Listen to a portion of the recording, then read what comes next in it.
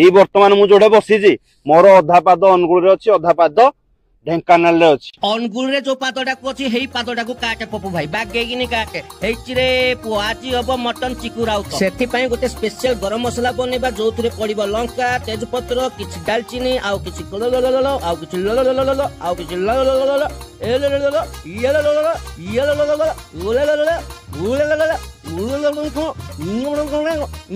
ତାକୁ ଭଲ କିନି ଭାଜି ଦବା ରହରେ ପୁଅ ଚିକୁ ରାଉତ ତତେ ଯଦି କଷିକିନି ନ ଖାଇଦେବି ମତେ କହିବୁ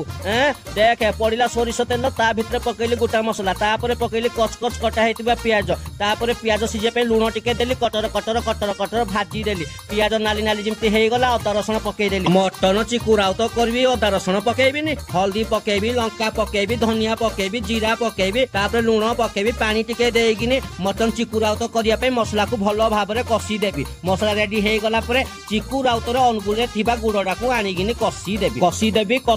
2-4ଟା ଆଳୁ ପକେଇଦେବି ଗୋଟେ ରସୁଣ ପକେଇଦେବି ସ୍ପେଶାଲ ବନା ହେଇଥିବା ଗରମ ମସଲା ପକେଇଦେବି କଟର କଟର କଟର କଟର କିନି କଷିଦେବି ବୋପା ମା ଆଜି କିନ୍ତି ହବ ମଟନ ଚିକୁ ରାଉତଟା ଖାଲି ଦେଖିବ ତାପରେ ତ ପାଣି ଟିକେ ଦେଇଦେବି କାହିଁକି ନା ଚିକୁ ରାଉତ ଲେଗ ପିସଟା ଭାରି ଷ୍ଟ୍ରଙ୍ଗ ଗ୍ୟାସ 2ଟା ସିଟି ମାରିଦେଲା ପରେ ହେଇଗଲା ମଟନ ଚିକୁ ରାଉତ ଧନିଆ ପତ୍ର ପକେଇଦେଲି ଏପଟ ହେପଟ ଟିକେ ଗୁଳେଇଦେଲି ତାପରେ ଉଷୁନା ଭାତ ଉପରେ ଥୋଇଦେଲି ମଟନ ଚିକୁ ରାଉତକୁ 2-3ଟା ଛୁଇଁ ନେଇକିନି ଖାଇଲି ବୁହିଁ ବୁହିଁ ଗଲାରେ ପୁଅ ଚିକୁ ରାଉତ ଅନୁଗୁଳରେ ଥିବା ତ ପାଦ